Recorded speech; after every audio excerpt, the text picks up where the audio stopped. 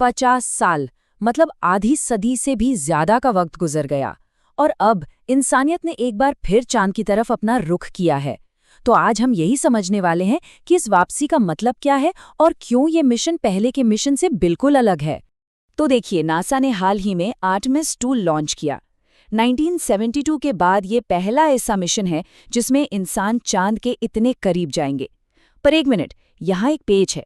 Astronauts असल में चांद पर उतर ही नहीं रहे, वो बस चांद का एक चक्कर लगाकर वापस आ जाएंगे। तो सवाल ये है कि भाई इतने लंबे ब्रेक के बाद इस अधूरी सी यात्रा का आखिर मकसद क्या है? देखिए, आर्टेमिस को समझने के लिए हमें पहले थोड़ा पीछे जाना होगा, अपोलो मिशंस के दौर में। वो मिशंस जो इतिहास तो बन गए, लेकिन अपने पीछे कुछ ऐसे सवाल भी छोड़ गए जो आज तक लोगों के जहन में हैं। आज भी बहुत से लोग हैं जिन्हें लगता है कि शायद मून लैंडिंग हुई ही नहीं थी। वो तस्वीरों में कुछ अजीब सी चीजें दिखाकर सबूत देने की कोशिश करते हैं, जैसे चांद पर हवा नहीं है तो झंडा कैसे लहरा रहा था, या फिर आसमान में तारे क्यों नहीं दिख रहे। तो चलिए फटाफट इन सवालों के जवाब जानते हैं। झंडे वाली बात बहुत सिंपल है, क्योंकि वहां हवा नहीं है, इसलिए झंडा सीधा खड़ा रहे, इसके लिए ऊपर एक रॉड लगाई गई थी। और तारे, देखिए, चांद की सतह पर दिन के वक्त इतनी ज्यादा चमक होती है कि कैमरे की तेज शटर स्पीड में हल्के तारे कैप्चर हो ही नहीं सकते थे। पर इन सबसे बड़ा सबूत जानते हैं क्या है? अमेरिका का सबसे बड़ा कॉम्पिटिटर सोवियत संघ।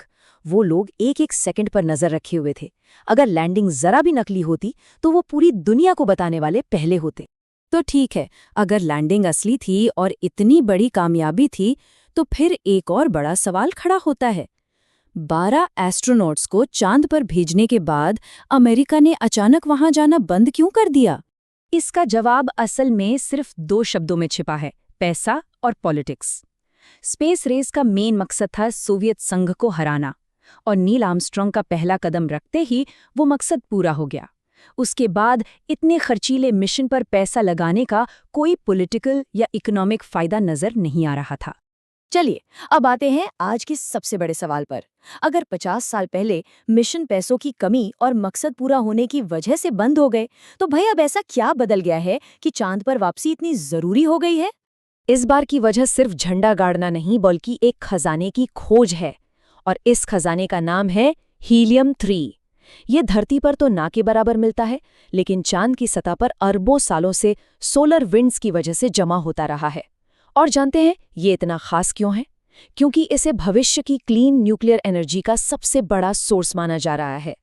और ये नंबर बताता है कि ये वापसी इतनी अहम क्यों है।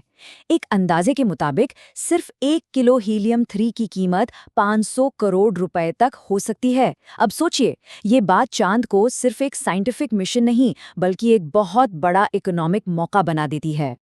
और हाँ, एक और बड़ी वजह है जो पुरानी स्पेस रेस की याद दिलाती है। इस बार अमेरिका का कॉम्पिटिटर है चीन, जिसका टारगेट 2030 तक चांद पर इंसान भेजना है। लेकिन इस बार की होड़ सिर्फ पहला कदम रखने की नहीं है, बल्कि वहां एक परमानेंट बेस बनाने की है। इस बार भी पॉलिटिकल मकसद छिपा नहीं है।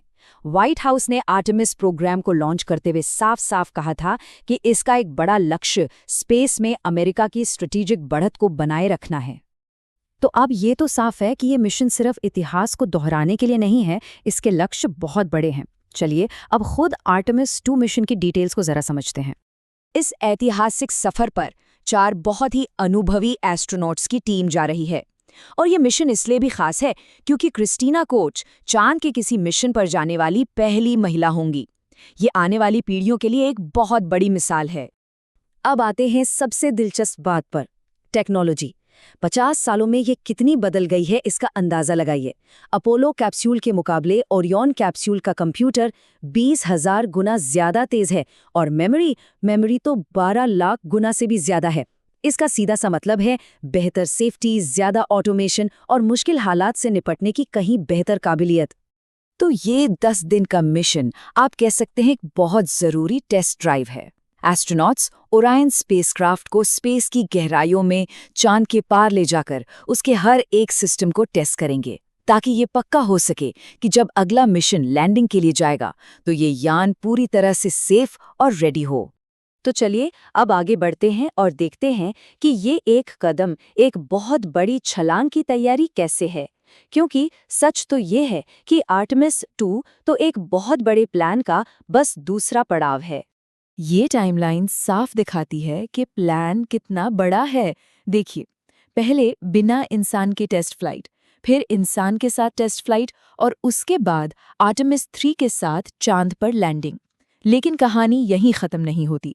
इसके बाद के मिशन चांद पर एक परमानेंट बेस बनाने की शुरुआत करेंगे। जी हाँ, बिल्कुल। आर्टेमिस प्रोग्राम का असली मकसद सिर्फ चांद पर जाना और वापस आना नहीं है, बल्कि वहां रुकना है। एक ऐसा बेस बनाना जहां से भविष्य में साइंटिफिक रिसर्च हो सके और हीलियम 3 जैसे रिसोर्सेज की माइनिंग की जा सके। तो ये जो नई स्पेस रेस है, ये सिर्फ झंडों और पैरों के निशानों की नहीं है।